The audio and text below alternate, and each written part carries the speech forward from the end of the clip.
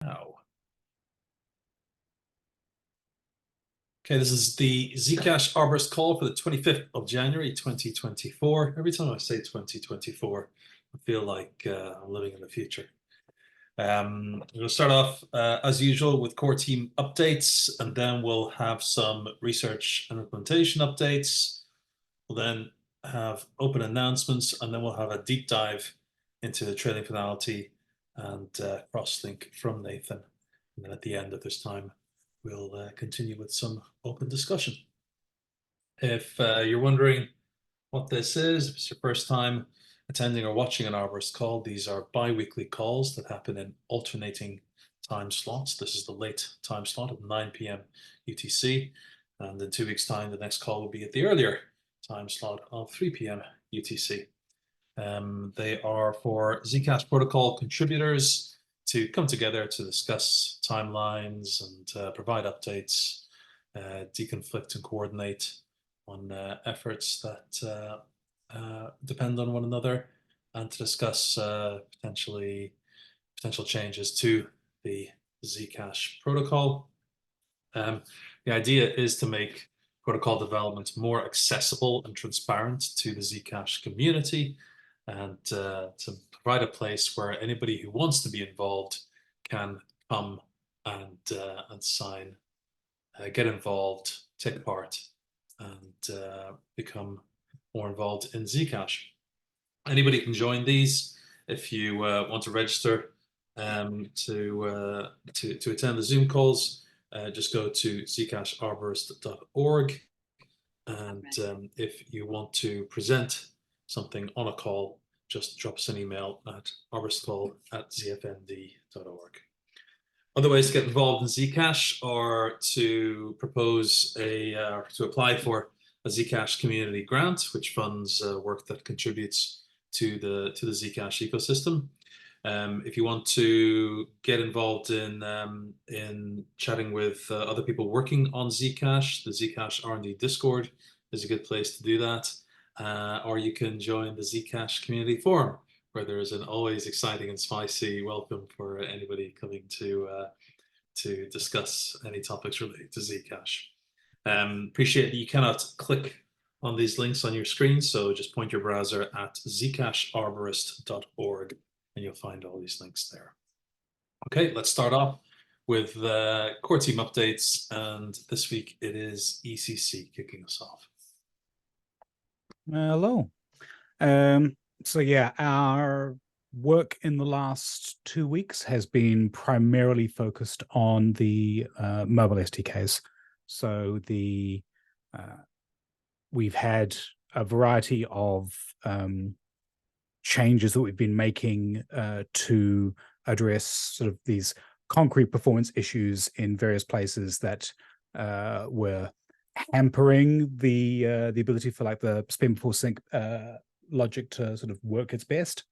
So we've been putting effort into identifying and fixing these various concrete issues. So there's going to be we're targeting and then the other thing that we have done is we are gating off the orchard work that's still ongoing and still incomplete from the in the Rust crates, so that we can do we can publish versions of the crates to get the remainder of the non-orchard things, including the relevant changes for performance, out into published versions of the crates. This will also include things like the change that was mentioned in a previous Arborist call for adding APIs that enable you to build transactions in a two-step process of creating a proposal for a transaction from the Light Client wallet state, and then turning that proposal into a final transaction. So we're expecting those crate publishers to happen imminently, once we're done sort of corralling the rest of the code base into shape. And then there will probably be accompanying SDK, mobile SDK releases within the next few days to week kind of timeline. And other than that, I think that's primarily what we've been focused on the call. Chris, anything else that I've forgotten to mention? You're muted. You're, the only other thing that this has not been an ECC core team thing, but this has been a members of the ECC core team in unofficial capacity in the community thing. We've been working on the proposals for Binance exchange addresses, working on, what are the possible ways of going about satisfying Binance's requests, and in the process of that, updating unified addresses to carry around, to define some new metadata items and to define a new range of metadata type codes or unified address type codes that are item type codes that are designated as must understand. What this means is that wallets that encounter a unified address with one of these metadata items will either have to know what that item means and respect its directives, or else reject the entire UA as something that they can't support. So one of the upshots of this is that we want to create a new, essentially a second edition of unified addresses that has a new human readable part in order to domain separate those unified addresses from those that were originally defined. So this is an opportunity to, the reason for that domain separation is that we don't want existing wallets to understand those unified addresses because they could potentially ignore the must understand metadata items. So this is something where we're, I think, going to be making a call out for community involvement, which is select the new human readable prefix for revision 1 unified addresses. And anyway, we've been discussing that a little bit, but we'll probably put out a wider call for participation in selecting that HRP. And that's it. okay. Any other questions or comments?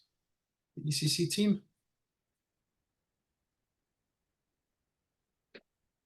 Okay, let's move on to updates on Zebra, and I believe Arya is in the hot seat today. Thank you, Dodger. Since the last Arborist call, we released Zebra version 1.5.2. We couldn't publish crates depending on a Git reference, so the internal miner feature was temporarily removed until the next Equihash release. It could be used by compiling version 1.5.1 from source in the meantime. We also updated the Zebra Scan MVP results reader to work with the latest version of the JSON RPC crate, cleaned up some links in Zebra's documentation, added a test that the shielded scanner starts where it left off before the last shutdown to CI, and added the Zebra gRPC crate and a tower service to Zebra Scan, the steps towards adding a gRPC API to Zebra Scan. Do you want to outline our plans regarding the RPC interface? Sure. So for now, we're thinking of having just two methods, one of them being scan and another to clear registered keys or results, where the scan method will take a list of viewing keys to register or a list of key hashes to identify and authorize access to already registered keys. And then it can retrieve the results as a stream of raw transaction data. As for clearing, we're not entirely sure there yet. So yeah, the idea is to make this functionality available over RPC, so that external clients can make use of it. Any questions or comments on Zebra? Just on the mining piece and the Equihash front, I cannot promise that I will work on the Equihash thing this week because we have various timelines to get the other crate publishers out. but it's the kind of thing that's likely to happen next week on or around Zboot.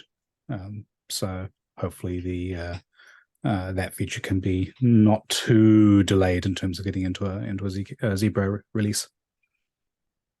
I think the prime users of it are Kedit. I think that they're So not it's massively affected by it at the moment. So yeah, it's not urgent, but it's more just the there's just some coordination that needs to happen in addition to landing the PR.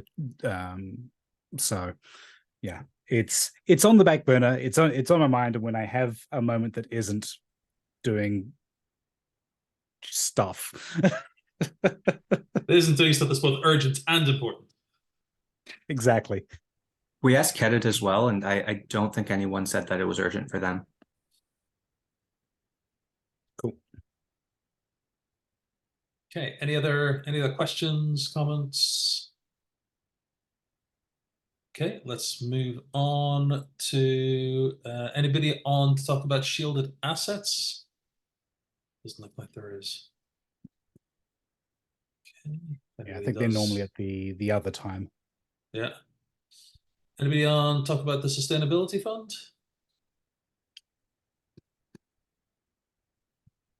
Just keep an eye on the attendees, see if anybody sticks their hand up. Okay, we do have somebody on to talk about Frost. Conrado. Yeah. Yeah, we're still working on add communication to the demo that we have, the demo that allows you to sign as a cash transaction using Frost.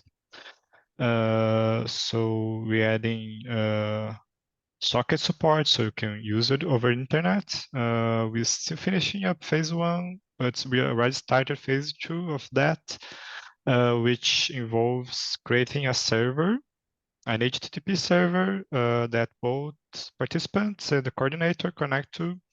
And this server basically just, carries messages back and forth. So to make it easier, because it's tricky for participants to connect to each other directly. So the server purpose is just to do this message carrying. But yeah, we're still working on that.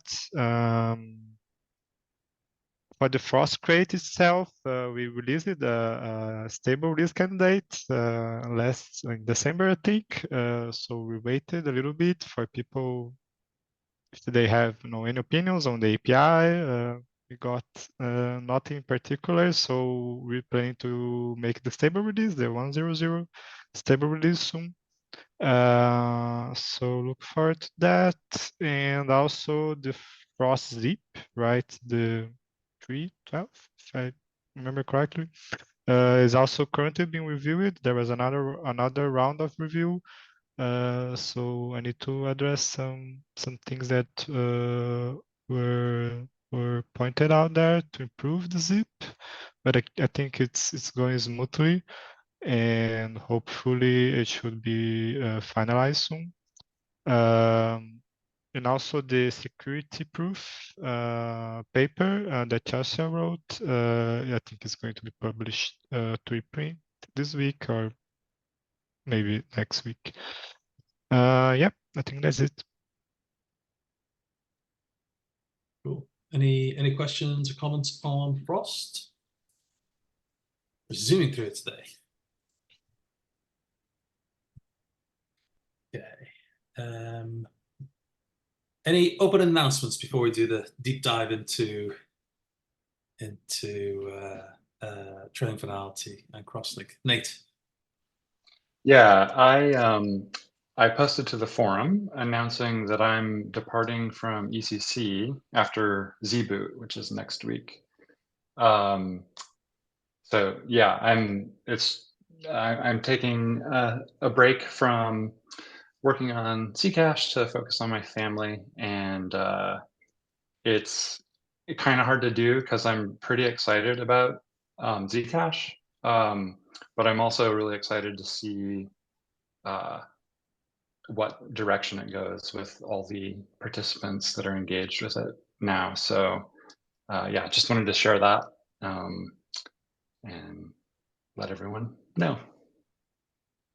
Well, I hope you continue to participate and contribute and chime in and attend these calls as well, because I think it's really important to try and keep institutional knowledge within the ecosystem and not let it disappear.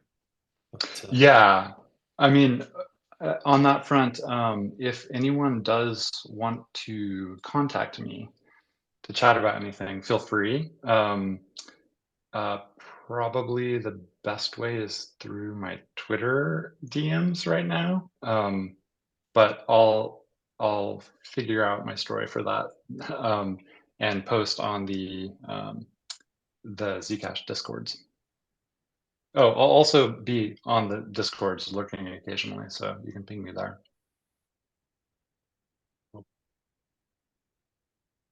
yeah, like I said, hopefully we'll continue to see you around.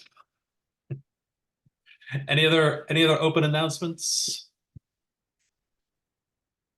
If not, let's throw it back to Nate for a deep dive into trailing finality and crosslink. And I assume, do you want me to stop sharing?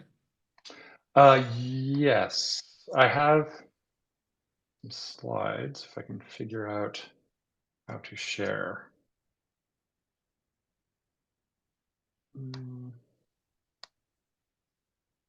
Aha, it's the highlighted green button. All right, so let's see. People see these slides?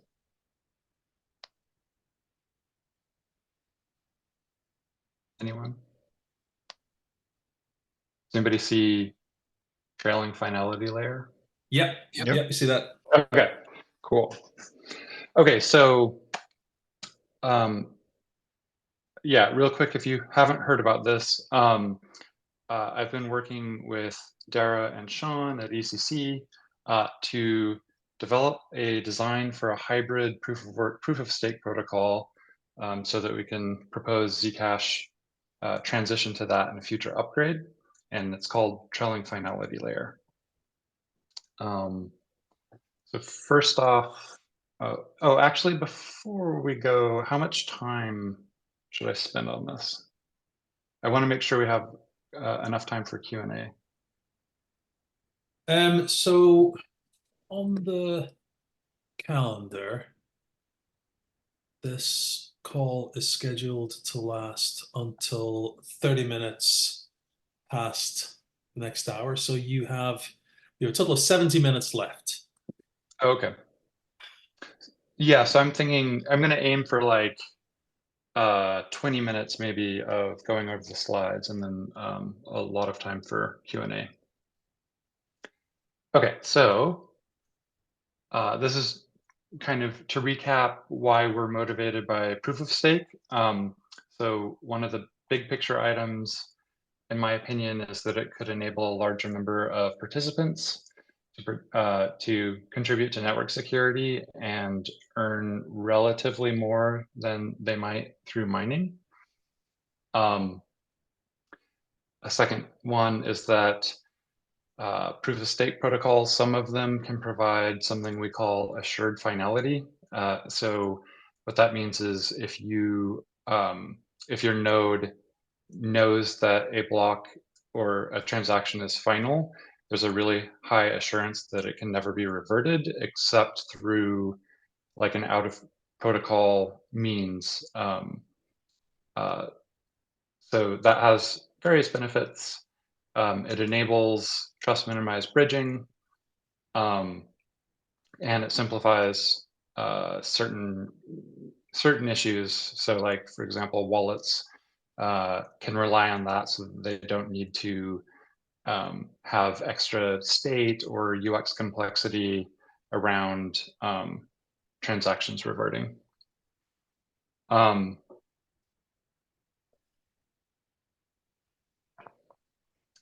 So proof of stake also uses less resources. This is pure proof of stake. If we not a hybrid, but pure proof of stake uses less resources than proof of work.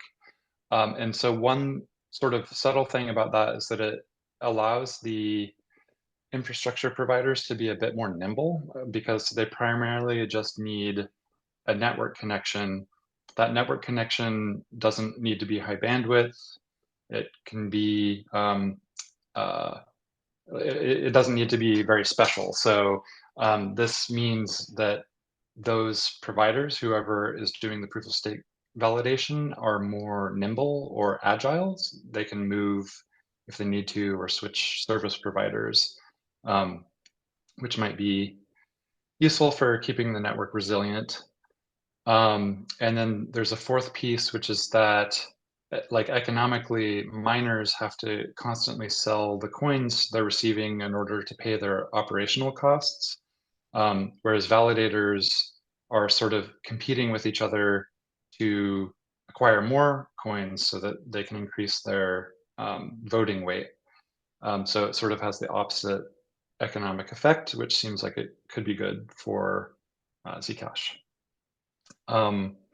Then the next piece is, okay, so why hybrid proof of work, proof of stake? And this is one I do want to discuss more during open discussion or Q&A if anyone is interested, because I think it's worth digging into. But basically our thinking with taking a hybrid approach is let's do that first, and then after that we can transition to pure proof of stake. So the first point's kind of obvious. It makes some progress towards proof of stake without switching all the way there. But because it's sort of an intermediate step, the thought or the bet is that it might be less disruptive overall for the ecosystem and the infrastructure and wallet support and so on and so forth. A third idea is that there would be a period during this hybrid protocol where there's going to be both miners and stakers participating. And I just have this intuition that having both of those use cases overlap in time for some amount of time may be beneficial. For example, maybe some miners will begin staking, dipping their toes in staking, or things like that. And then the fourth piece, and this is kind of a big one for me because we've been thinking about proof of stake for a long time. And after seeing Ethereum finally succeed in transitioning to pure proof of stake, that's like a really good demonstration that it's possible to do. By the way, I can't see the Zoom, so if anyone wants to interrupt with a question, feel free to do so. So we have a few high-level goals or requirements as we're figuring out how to come up with this hybrid protocol. And so the first set, or the kind of the top level, is we want to think about new use cases. So the first one is that we want to enable users to stake. So they're going to be providing network security, and they're going to be earning ZEC through doing that. The second use case that we're interested in is enabling trust minimized bridges. So we can achieve that if we have assured finality. But I just wanted to be clear that we aren't anticipating building a bridge in the V1 of this protocol. So this is sort of like a predecessor or prerequisite step that could be good for trust minimized bridges. But I also want to point out that there seems to be a lot of interest in building bridges from multiple groups. So that's good to see. And I kind of mentioned previously, having assured finality can improve certain use cases. So for example, exchange deposits might be able to rely on the time to finality for honoring a deposit, which might be much faster than pure proof of work. So those are new use cases. Some other goals or requirements we have are around ecosystem stability. So A, we want the activation to be safe. B, we don't want to disrupt mining. during the activation to this hybrid protocol, and while the hybrid protocol is running. So hopefully miners can keep using the same, stacks and infrastructure and user flow as they are currently using without disruption. There's one big warning sign caveat here, which is obviously their mining revenue is going to go down because we are assuming that we're going to keep the existing Zcash supply schedule. So Zcash will still be emitted at about the same rate per time, and there will still be the cap of 21 million Zec. And so that necessitates lowering the mining rewards if there's going to be rewards for staking. We want to try to minimize risk, UX disruption, and ecosystem disruption wherever possible. So for example, if there's users using a full node RPC API, for example, hopefully they can just upgrade their full node and keep using the same API without change, and things will still work for them. And hopefully the same is true for development above a certain layer. So if you're using full node APIs or wallet SDKs, ideally the full node implementations might update and the SDKs might update, but the API changes won't be disruptive. And then we have security and safety goals. So ideally, we would have some way to estimate the cost of attack and show that it will be the same or better if we transition to this hybrid protocol.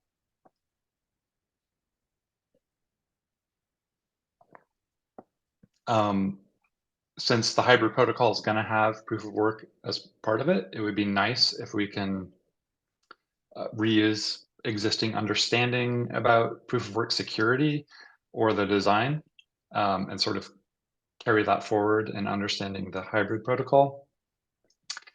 We want to make sure there's reasonably good privacy around staking. And I say this as reasonably good because we don't necessarily want to innovate substantially to make staking more private than just an easy first approximation, because we have a goal to be able to deploy this relatively quickly, and also we believe that some of the basic approaches are probably good enough for now, and then maybe future protocols could improve that. And then hopefully we don't want to disrupt privacy for anything that isn't interacting with staking at all. And we don't anticipate there would be reason for that. So everything above was sort of in mind and present when I gave a presentation at the last ZCon about trailing finality layer. Since that presentation, we've come up with a more specific design, and we call that crosslink. So crosslink is a protocol mechanism that allows you to combine two sub-protocols.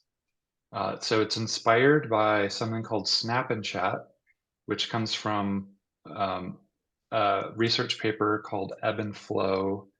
Sorry, I didn't fix that reference very well, but if you search for Ebb and Flow consensus protocol, you're very likely to find it.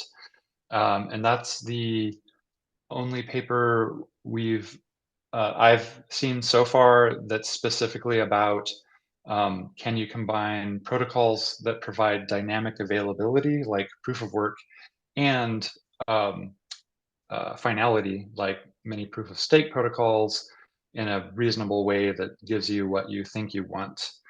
And that paper came out during the midst of Ethereum 2's development. Ethereum 2 does try to achieve some of the same properties as this paper describes, But the approach in the paper called Snap and Chat is much simpler than Ethereum 2. So that's why it appealed to us. However, we found some ways in which Snap and Chat was lacking in detail. And once we began investigating that, we started altering it or extending it, and that's where Crosslink came from. So again, the idea of Crosslink is we can pick sub-protocols. So one could be existing Zcash proof of work, and another one could be another existing proof of stake protocol, and Crosslink is kind of a way to plug them together.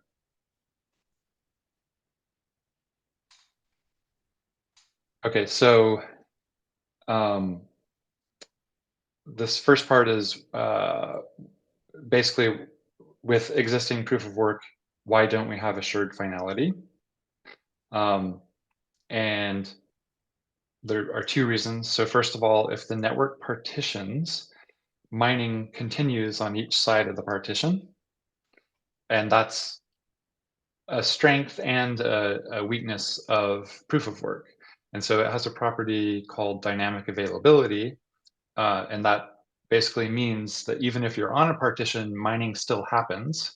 So you can still submit blocks, the chain still makes progress, and that's nice.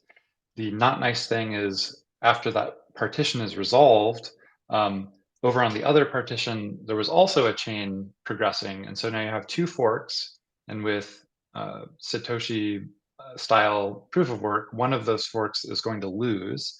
So the blocks in that will be reverted.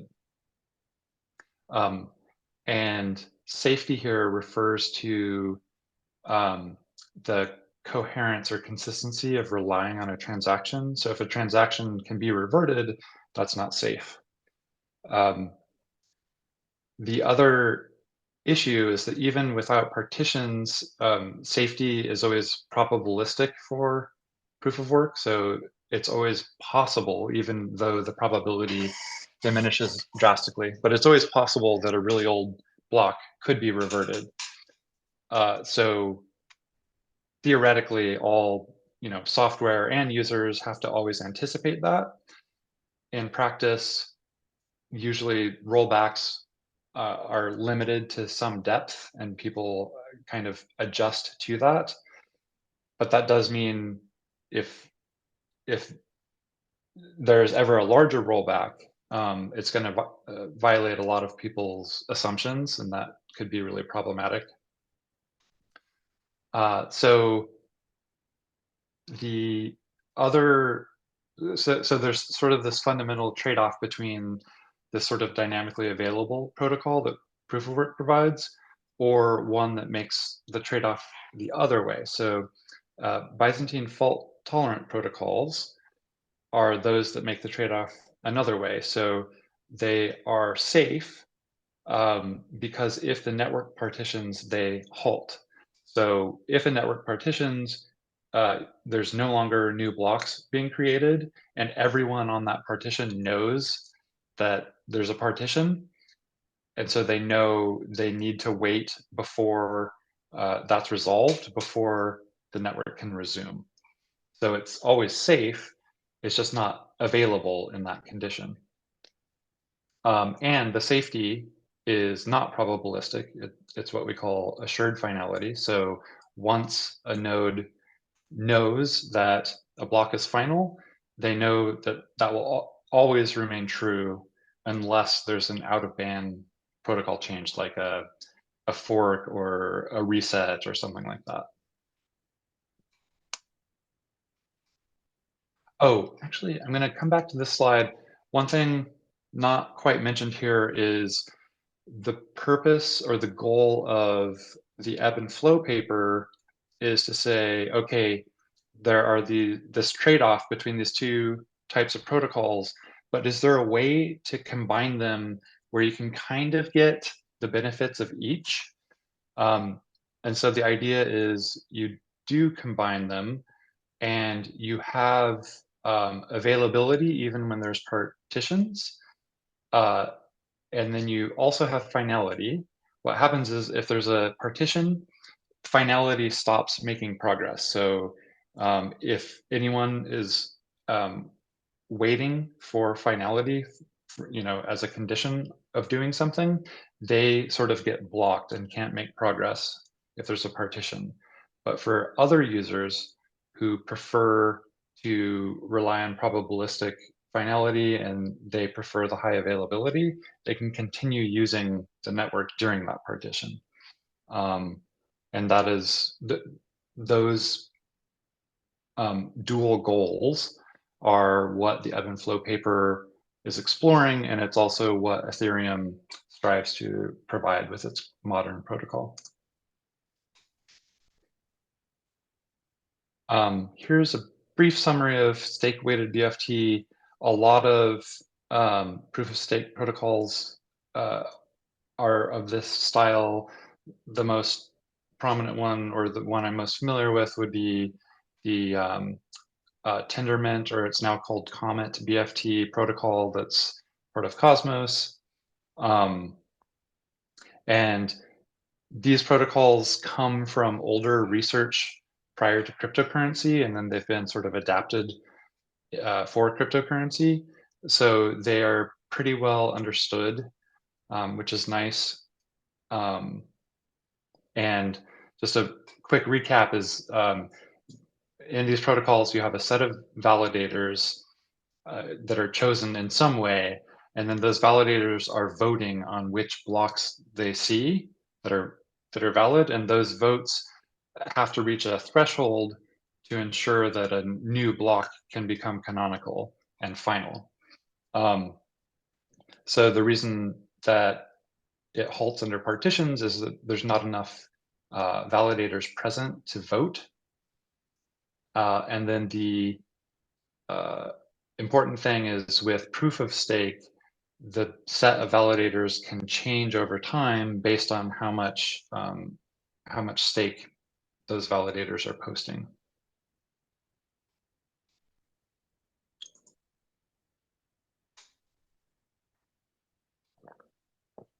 Okay, so earlier we were talking about sort of the general goals and requirements we had for a hybrid protocol, but more specifically for Crosslink,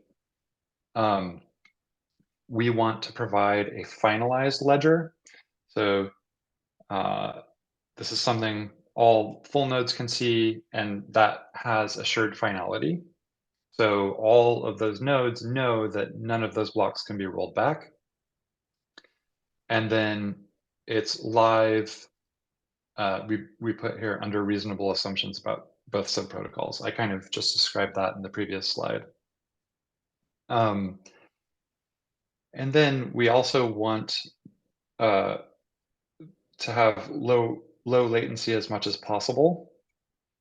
The latency will not be as good as a pure BFT proof of stake protocol, because we're doing this thing where we're relying on mining output. So mining is producing blocks, and then we're going to be finalizing those blocks. So we have to wait for the mining system to generate the blocks, and pure proof of stake systems don't have to do that.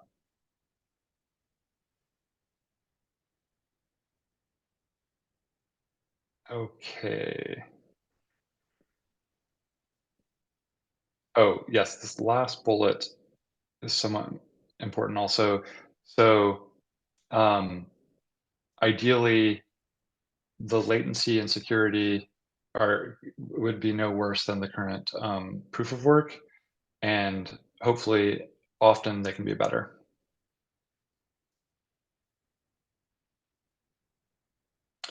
Okay. Let's suppose we didn't have the goal of transitioning to pure proof of stake.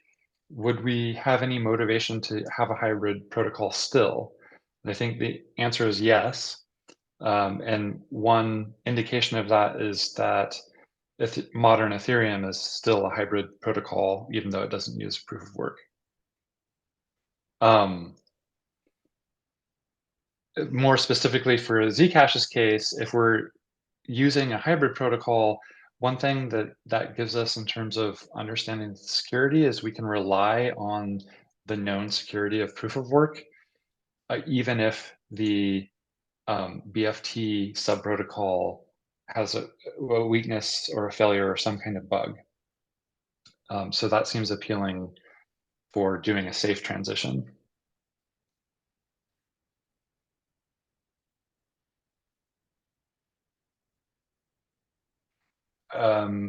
Right. The other piece here at the bottom is that by having this hybrid protocol, we can often avoid halting the network if there's a partition that's relatively short term. So that result might be more resilient than a pure BFT protocol, which would halt more often. So it might have better availability overall.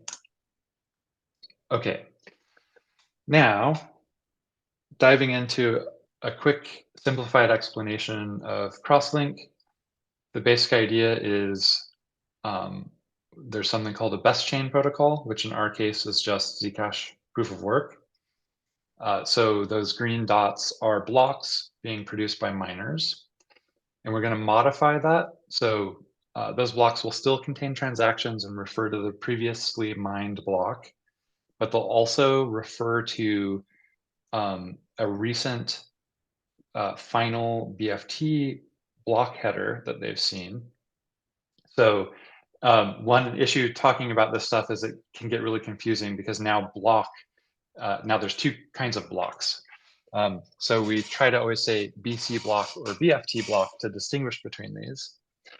So each proof of work block in this new hybrid protocol is going to point both to a previous proof of work block that it's extending, but also a final BFT block that the miner knew about when they were creating the BC block. And then in addition, the BFT blocks are kind of doing the same thing. So the BFT blocks always refer to their predecessor as they would in a normal BFT protocol, but now they're also referring to the a recent BC block that was known when the BFT block was created. That's the basic gist of it, of the design. So what this means is if you are looking at a BC block, or I'll call it a proof of work block because that's easier for me to to keep in mind. If you have a proof of work block, you can and you have all of the context of the blocks that your full node has seen, then you can look up which BFT block it refers to. And then from that BFT block, you can bounce back sort of on this, sort of on this red arrow to a prior proof of work block. And then you know that one and everything before it is final in this example. So hopefully if you are kind of familiar with existing Zcash proof of work, this could be kind of appealing because you can just think of your own like wallet logic that says, you know, I have a transaction, is it in a block? Does it, you know, what's its depth? And then you make some decision based on that. Well, now you can basically do the same thing, but now once you get to a certain depth, you know that is considered final. So you might simplify some of your logic. Like today, exchanges or different participants might have some rule like, I'm not going to honor a transaction until it has so many blocks of confirmation. And different people might use different numbers for that. Different exchanges might use different depths or what have you. With this finality, everyone would know that there's an obvious choice that's very safe that can't be rolled back. So we might imagine many participants would just rely on that. So exchanges, for example, would just use that as their confirmation depth for deposits. And then finally, if you would rather have lower latency instead of assured finality, you can use transactions in more recent blocks, which people always already do with Zcash proof of work sort of intuitively. You can still do that. That's sort of the purpose of the hybrid protocol, is letting the user choose between those two. Okay. So now I want to talk a little bit about the security analysis we've been doing on this. So first of all, we have this definition of something called prefix agreement.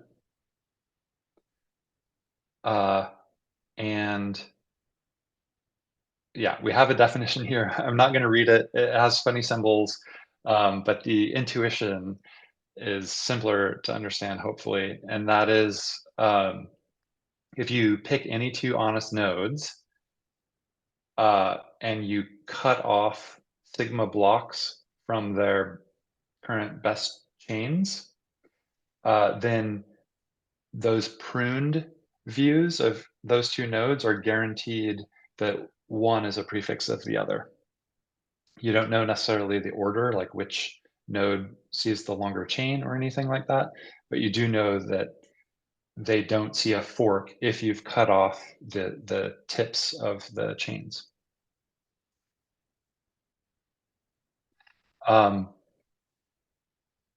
And given that property, we show that the what we call log thin, so this is basically the set of finalized blocks and transactions, also has that same relationship. So as long as the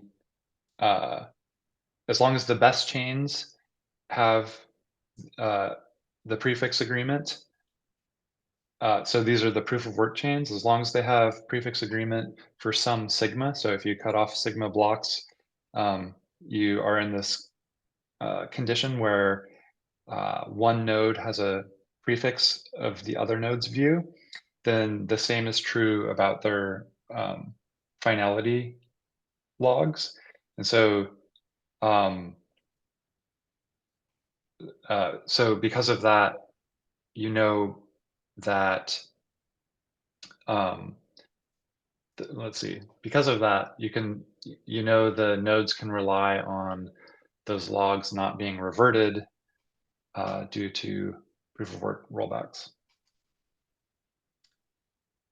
Okay, so the first diagram, I'm just gonna keep plowing through. Let me check my time. Oh yeah, I've taken longer than I wanted. The first diagram was simplified. I think this is the last slide we have so far. The first diagram was simplified. We are trying to figure out a difference in design between two variants. So the earlier variant that we were spending our time understanding had the potential for a proof of work chain rollback to cause the views that the nodes see of finalized states to also cross a rollback. So in this diagram, if you start at the rightmost top dot, this proof of work dot, and you do the trick where you follow the two arrows to get to the final block, you get here on this bottom part of the green fork at the top. But if you look at one of its predecessor blocks and you do the same traversal, you find a final block that was on a different side of a fork. So we think it's possible to still have a safe protocol that does this, even though it seems pretty messy at first. And doing that requires a special trick. I don't think I want to go into it right now. And we're trying to figure out if there's a potential variant that doesn't allow this case, so it's simpler to understand, but we're not sure the security arguments apply to it yet. And so that's sort of where we are with understanding this design.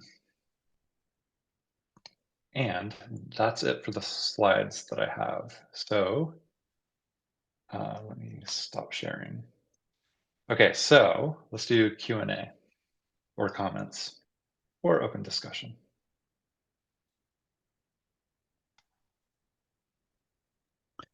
I do have a question. Yeah. There was a slide that you mentioned the advantages of keeping proof of work. So I'm just curious about, would it be possible at if you deactivate, right, and after a while we decide it's safe enough, would it be possible or even relevant to remove proof of work and just leave proof of stake? Yeah, that is our thinking about sort of step 2. We're really focused on step 1, but the big picture thinking is we're going to do 2 upgrades to the consensus protocol. The first one enables this hybrid protocol. Yeah. That's what crosslink is. And then the second one would transition from that to pure proof of stake. And for that second transition, we haven't thought about it as much yet.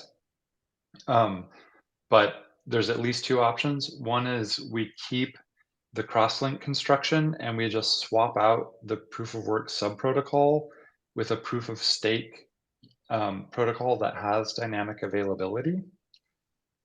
So the reason we might want to do that is to maintain that ebb and flow property where there's dynamic availability even when there's partitions, but there's also finality. And that is what Ethereum strives to do. Right. Another option is we just transition totally away from crosslink to a new pure proof of stake protocol that's a BFT protocol that has finality. And then that new protocol might halt more often if there are network partitions, but it would always be safe and it would have really low latency when there's not partitions. So that's a big decision between those 2. The other thing I mentioned that I wanted to make sure we touched on is our whole premise is that it's safer to do this sort of 2-step process and sort of bring along the miners and don't disrupt the ecosystem too much and just add a proof of stake subprotocol and then later transition to full proof of stake. But I do really think it's worth digging in a lot more to figure out, could it be safe enough to just transition all at once on like some sort of flag day or something like that? Because the appeal of that is we could just use, if we can figure out a good transition strategy, then we could just use an existing out of the box proof of stake protocol. We would want to modify it a little bit for privacy reasons and the supply schedule, the issuance schedule. But that would be appealing to just use something out of the box. Yeah. So. Makes sense. Thank you.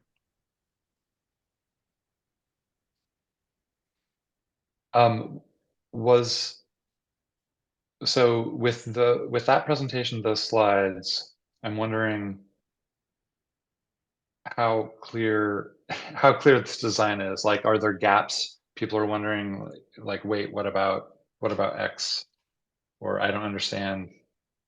What does this actually look like? Dodger. So I think my my perception of this is probably colored by the original trailing finality discussions like years ago about or I think at the time it was more about having trusted nodes rather than proof of stake. Yeah. But one thing that I'm kind of wondering, and feel free to say that this is completely orthogonal and not hasn't been considered. But I feel like transitioning away from proof of work, I think, gives us an opportunity to look at moving to almost like a clean slate, by which I mean we could start a new blockchain, and with the new consensus mechanism, whether it's hybrid or pure proof of stake or whatever, ensure that there's a process for migrating across, and then allow people to in the same way that people can migrate from one pool to another, allow people to migrate from the current what we would probably future call the legacy Zcash chain onto the new chain, and over time the value would migrate, the coins remaining on the old chain, just like we still have some coins left in the spread pool. Yeah. You could end up in a situation where you could adjust the difficulty, and I'm sure Strad would have comments on this, but you could change the difficulty thing such that blocks on the old chain only need to be produced when people have transactions to migrate funds to the new chain, and that would allow us to kind of say, right, got this history that loads and loads of transactions, we can now safely let that go. Obviously, there's an assumption that there's a question there whether in order to validate Zcash you need to go back to the old chain and validate it from the Genesis block onwards. But I'm kind of rambling now. But the question is, has there been any consideration given to that sort of approach? And no, Yes. is a perfectly fine answer. Okay. Oh yeah. No, there has been in the past, and it seems appealing to me. It feels like the big difference is, so the appeal is we could set up a new chain, and that gives us the opportunity on the new chain to do all manner of things in a new way. So for example, maybe there's no Bitcoin script and t-adders because that stuff is thorny. And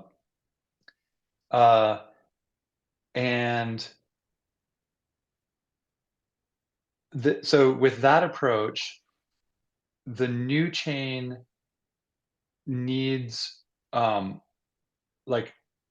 it needs users and infrastructure service providers to begin integrating it. And we would have flexibility, so we could make it more or less similar. So like a question would be, take a mobile shielded Zcash wallet. What would it look like in that wallet for that wallet to be able to talk to both chains and like help users migrate? Or would we want just like there's a new type of wallet, users have to get a new wallet, and then from their old wallet they like push a button, it comes to the new wallet. Or there's all those questions about how the infrastructure and use case migration might happen, whereas this hybrid thinking, there was the slides about not disrupting the ecosystem. It's sort of the other mentality of swap the consensus out from under everyone and they don't have to notice. And the appeal of that is it's not disruptive. So the existing use cases and network effect remain, and there's no sort of migration process. The downside is then you have to support all of the existing old infrastructure. So it has more of like this backwards compatibility constraint. Ethereum was pretty amazing to me that they chose that backwards compatible approach. So it was completely transparent to wallets. when the protocol switchover happened. And I think it might have been transparent, like from the perspective of smart contracts. And so that was appealing because all of the users and ecosystem just kept using it and didn't have to even know. So like people kind of joked about how the final switchover was a nothing burger, like it was boring because nothing changed, nobody had to do anything, and it just worked. But from my perspective, I was like, wow, that was really well done. Yeah, I can see going either way because we want to deprecate old functionality. We want to roll out new functionality and have that adopted by the ecosystem. So one question is, do we want to sort of bundle these together and force everyone to do that in order to do this upgrade, or do we want to uncouple them so the ecosystem upgrade is sort of happening and separately the consensus protocol is upgraded and they don't have to match in lockstep? I don't know. There's I could no be right persuaded answer. either way. Yeah. Yeah. Yeah. Another thought is whenever we begin building out trust minimized bridges, the sort of basic user experience of a bridge might be you have a wallet, it's a Zcash wallet, and you want to send to another chain. And your wallet is kind of smart about that, and it knows how to send towards the other chain. But in order to make the full transfer, you need to get a wallet on the other chain, do some stuff like get an address or whatever. And so the process is a little bit tedious. A much nicer experience that could be possible would be you have a wallet that sort of knows a bit about both chains and it can do the whole process for you. If we want to strive for that, wallets are going to need to be upgraded substantially to make that work. And the question is like, think about T address support. Are we going to be bringing T address support along all the way to that phase, or will it be deprecated before that? Because if I feel like I'm not being clear, but if,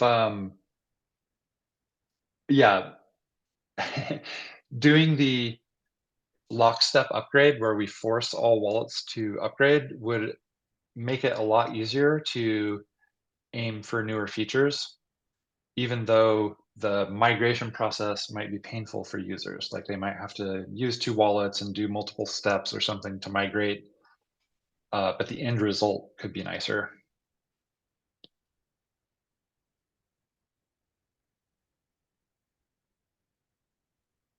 Yeah.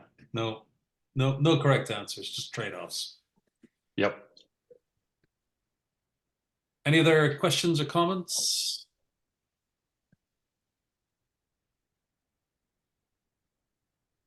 A thing that is, I don't know if Nathan, if you called this out in your presentation, because I don't recall spotting it, but my understanding from when this question was explained to me was that the BFT side of the chain is essentially like, if you just attach it in this way, is essentially a headers only chain. So you have like headers and information on that side, but all the transaction data canonically is still on the BC chain, like the existing Zcash chain. So there is a potential way of modeling this in your head of like having both, where you have something like Crosslink that is doing essentially, some effective like a cross authentication sort of thing between like the BFT chain, ensuring that that transactions on the BC chain have finality. But you could also potentially bake into this the ability to add additional transactions separately on the BFT side, which is akin to setting up a brand new BFT only chain. The BFT Yeah. chain itself would still be including data from the BC chain and cross-authenticating it, which even if you just spin up a pure BC chain, you would need some level of that anyway in order to do the proofs of inclusion for, like, if you're doing any sort of migration of like enabling people to migrate funds from like the BC chain to the BFT chain pool state. Like if you treated those as separate pools, you'd still need some sort of crosstalk and cross authentication for the BFT chain to be able to verify that a transaction that was burning or whatever in the correct way, transferring out of the BC chain, was correctly included on the BC chain. So you will likely still need something, even in that case, like crosslink. So there is a potential design space where you could have both, and like preemptively, where there's, you tune the functionality you want on the BFT side, and then if you need the older functionality, you continue to use the BC chain, and then adjust them over time as desired. Yeah, that's a great point. I hadn't thought about much before. Like Dodger, you mentioned the approach of like spinning up a new network and then bridging between them. Well, for bridging, I mean, there's different ways to do bridging. There's safer and less safe ways, but a design that's relatively safe is if both protocols support light clients that are that have certain security guarantees, then basically the full nodes on each side has a light client of the other side, and that allows them to see some activity on each side, and then from on top of that you begin to build the transfer logic. What Strad was just describing was, well, if the BFT side of a hybrid crosslink chain, or I don't know if you were describing this, but one thing I could imagine is basically those BFT nodes are effectively they could become light clients of the proof of work chain, and the proof of work chain could become light clients of the BFT side, and then the hybrid chain almost begins to kind of separate with a bridge built in from the start. Potentially, yes. The point I was sort of pointing at was that what crosslink is providing is kind of half of the work of the kind of light client you need there, with stronger guarantees than regular light client bridges have. Because like those light clients that you have are essentially, you have an inclusion proof of a transaction in a block, which is just a Merkle path, and then you have some kind of heuristic proof that a block was mined, which is exactly what crosslink is giving you. Right. Yeah, and a difference with crosslink, as we've been thinking about it so far, is we were imagining full nodes. Let's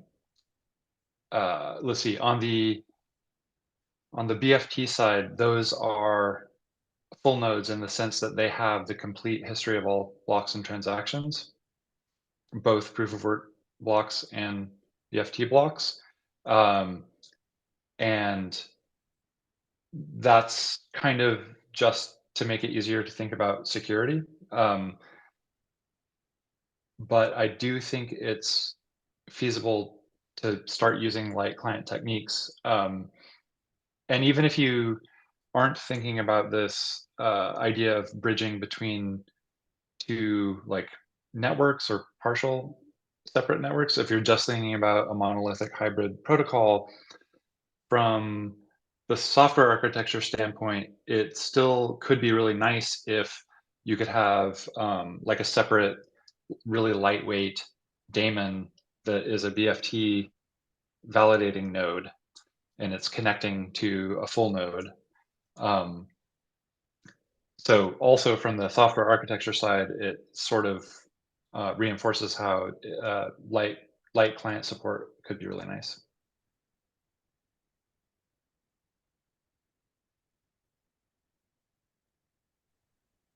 There's a question in the chat from Jason. Is fixing chain halts a manual process? I don't know too well, but I do have the impression in Cosmos land, when chains halt, the validators all happen to be in the same Discord channel, and they just manually start chatting with each other. Like, oh, hey, why don't you set your command line options to this to select this block so we can restart? So it's very manual, and that kind of creeps me out because one really appealing thing about proof of work is if it halted, you can imagine events that would cause it to halt, like there's a severe bug or something that causes all nodes to crash. Then assuming there's an obvious fix for the bug, then all of the miners race independently to begin mining the bug fix version as soon as possible without coordinating with anyone except TCP/IP connections. So that's pretty cool because then you have all of the miners. They don't need to call each other or anything. They just need to get their miners up and running as fast as possible. Also, there could be like a new miner who wasn't on the network when it crashed, and they just show up at a particular point. Or there's a change to consensus rules or something, like maybe there's a contentious fork. But that seems really appealing because then the network seems really resilient. It will inevitably restart as long as anyone cares to start mining it. Whereas with the BFT protocols, as far as I can tell, they have these manual restarts. So who gets to restart it is who was already there.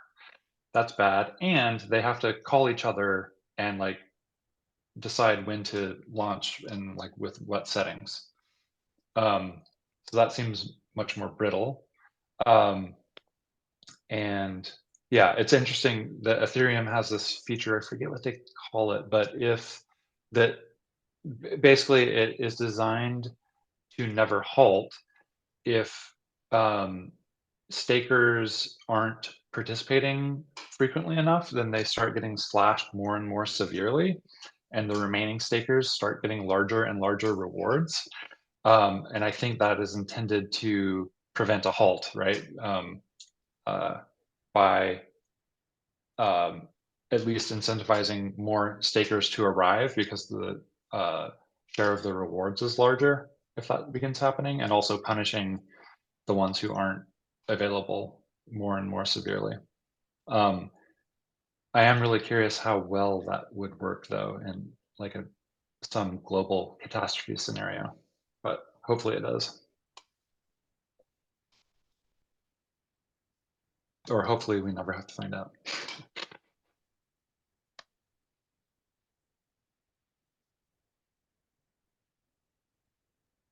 All right. If transactions can be finalized before they're included in a block with a proof of work, could we increase the target spacing to reduce storage requirements at all? Oh, with Crosslink, it's the other way around. So a transaction has to be mined by proof of work before it can become finalized. I meant with Strad's idea, was it not to finalize transactions before they're included in a block? No, my idea was that they never get included in a proof of work block.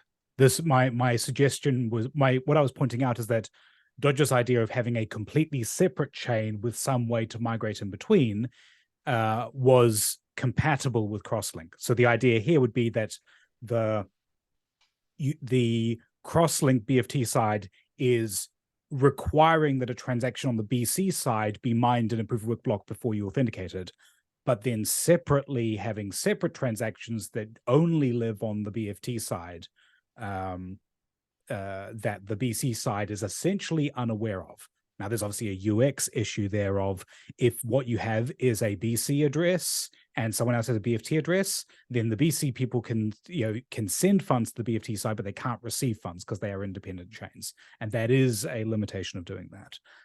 If you wanted to do a bidirectional one, then that increases complexity and it turns into an actual proper bridge. But no, the idea there would, if you were doing that, the idea then would be that effectively, if you could ignore the BC chain if you wanted, other than the extent you need to be able to parse it as a full node for validating BFT, the BFT side.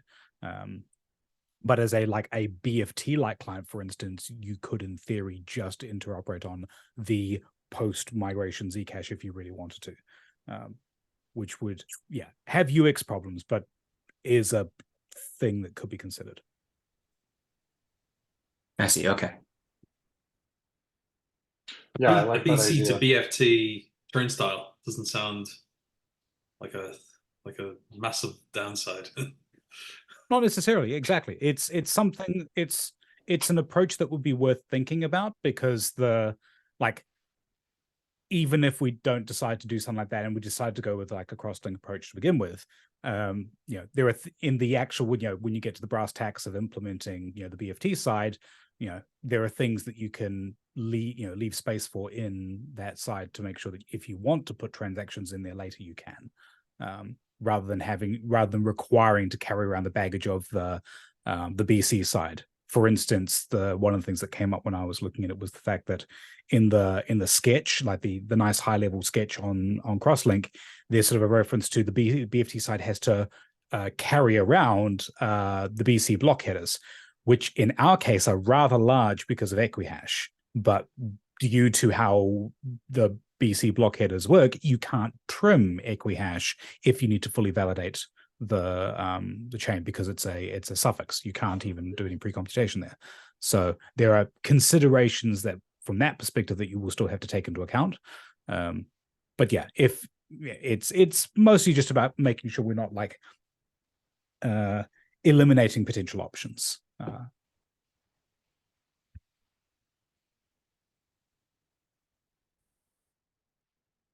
One other piece, let me see if I have. So over on the Zcash developers DAG, we have sort of the set of tasks we plan to do. And where's the chat? So we took some time sort of spelling out. So here's a URL, or if you go to zcash.github.io/developers, there are different DAGs for some different projects. One's for TFL. We added a long tail on the right side that's much more coarsely grained and a bit more speculative of, okay, how would we get from the current end of the short-term roadmap all the way to deploying this on mainnet. And that's worth looking at. So that was just our brainstorm. And it has, here, let me do a quick screen share, actually, if I may.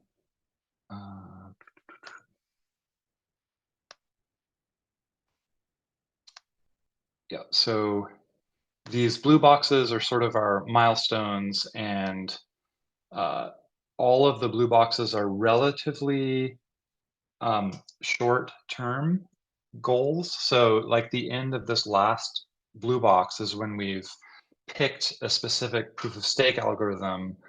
So this would be sort of the end of like the initial design phase when prototyping and implementation could begin in earnest.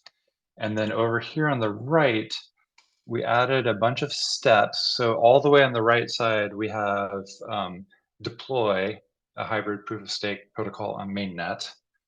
And going backwards from there, finalize the details of that deployment, going backwards, deploy that on the public testnet, going backwards, make sure there's community consensus for deploying on the public testnet, so it's clear that this should be activated.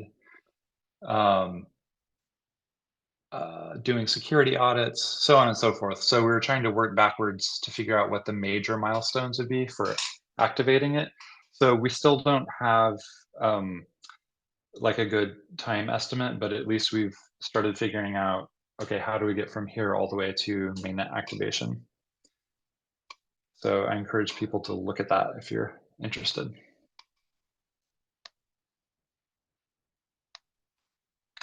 And then a final piece of context is ECC is doing a thing called Zboot next week. So we are discussing all the things, like everything we're interested in doing, are doing, wish we weren't doing, so on and so forth. And we're gonna try to see if we can clarify where we want to prioritize things and which things we want to streamline or cut if possible. So after next week, we'll have more clarity about our plans, you know, for the next half year or year. So stay tuned for that. And that discussion is going to be, you know, everything's on the table. So we may decide it's like we don't have enough bandwidth to do certain other things we want to do and deploy proof of stake, or we may decide we're going to table other stuff and have everyone focused on proof of stake. So yeah, stay tuned for the outcome of that.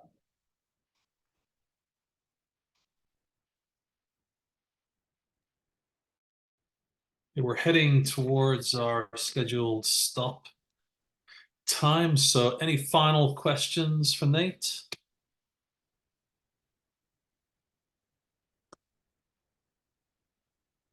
Okay, is there any topics that anybody would like to raise for our last 5 minutes?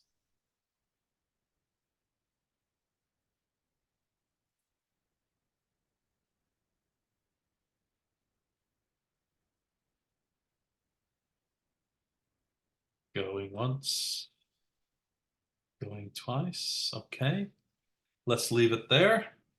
And our next Arborist call will be in 2 weeks' time in the earlier slot of 3 p.m. UTC. But until then, good night, good morning, good afternoon, good evening, good day, wherever you are. Keep safe and watch yourself on those forums. They get pretty spicy these days. Take care, everybody. Bye, We'll all. see you in 2 weeks' time. Bye. Good luck with Zboot. Yeah.